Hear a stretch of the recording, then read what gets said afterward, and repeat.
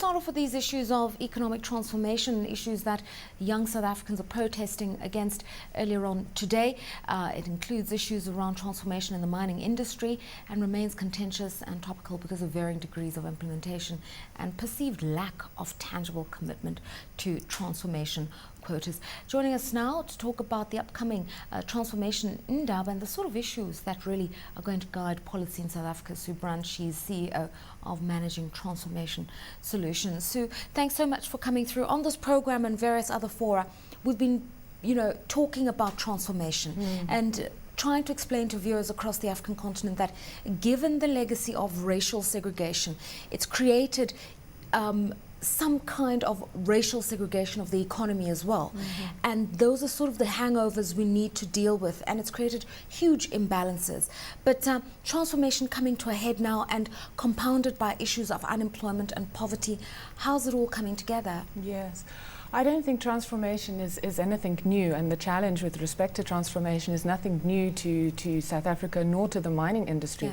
Yeah. Certainly a number of years ago, with the promulgation of the new Mineral and Petroleum Resources Development Act, that really sort of set a path for driving transformation within the mining sector and attempts to rectify that inequality, whether it's in ownership, whether it's in participation in the actual job on mines, or whether it's downstream benefits to local communities, host communities within mines. So it's not a process that's coming to a head, I think, particularly right now. It's something that is an ongoing change, an ongoing process that we need to drive forward. The mining sector seems always to be targeted when people want to see tangible change, democratization of the economy.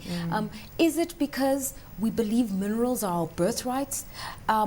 What is the reason? Because increasingly, the mining sector is accounting less and less for GDP. We're starting to see drivers of growth being things like manufacturing and also financial services. So what are we fighting for essentially here? Yes, I think definitely, again, due to the MPRDA, expectations were raised in ownership. So I think those are certainly some of the driving forces within the sector. But I think there's also the expectation of employment.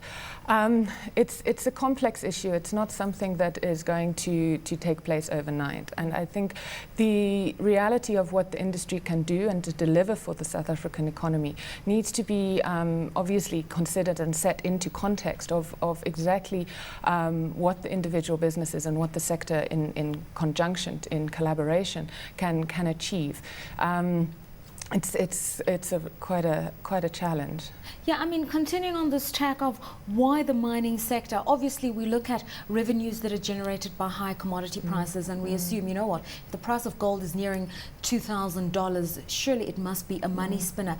But when you look at conditions on the ground, it's not a money spinner. Why that kind of discord? And that is definitely what I think leads to the unsettlement within the communities and why mining industry as a whole is being targeted, as per your last remark, your previous remark.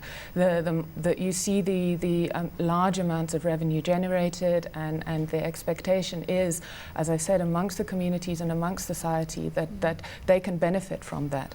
I think the DMR, the Department of Minerals and Resources, a number of years ago when they started with the MPRDA, spoke about islands of poverty within islands of wealth within seas of poverty, and I think that is something that continues in terms of the sector and in terms across the country. That the type of wealth that is seen in a rand value is not being transferred into structural change, infrastructural development, particularly in terms of large-scale enterprise development, broad-scale enterprise development, which is making a difference to the communities. What is expected of mining companies, especially in the areas in which they operate, because they're fairly peri-urban, at times even rural communities? So you're expecting them to build schools, hospitals, tar roads. They could argue, we pay our royalties, we pay our taxes. It's the government's job to do all of those things with the monies we contribute to the state. Yes. Again, going back to the MPRDA, a key component of that is the Social and Labour Plan, or the SLP for short. That has been the biggest bone of contention within the industry for quite a number of years, primarily because of the expectations that the regulators are placing on the mines in terms of what they are supposed to do. In the social and labour plan, there's really three focus areas: human resource development, which really is skills development, bringing women into mining, and really bringing equitable management from a racial perspective. The second key focus and second expectation of the mines is exactly that, and as you were talking about, in terms of community development, community investment. It's going beyond the traditional investment that large corporates, not just mining houses, invest within their communities, corporate social investment. It's looking at tangible, long-term and sustainable local economic development. And that is, yes, it could be infrastructural development, schools, roads, that type of thing. But it shouldn't be ring-fenced and to a particular project. From our perspective, we want to drive very firm regional perspective. What are the regional priorities from a development perspective? Right. And therefore look at how mining houses can come together and collaboratively invest whatever aspect of their budget they can afford, obviously with minimal impact on the viability of the business, but invest within their communities from a long-term perspective. Is there any proven evidence that where you do hand over significant shareholding equity to empowerment firms, that it leads to broader social change in that community?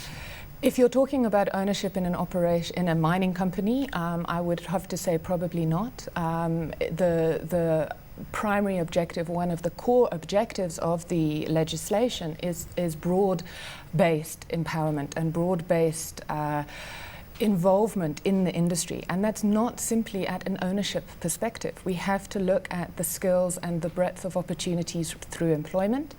And also more recently, it's not just a call on job opportunities within the mining sector, it's also a call on enterprise opportunities. Many of my clients are saying the demand from the communities they operate in is not give us jobs, it's give us opportunities to supply you with goods and services. And that is really where the true breadth of impact can be held and can be identified within the mining sector, I believe. It's not simply ownership.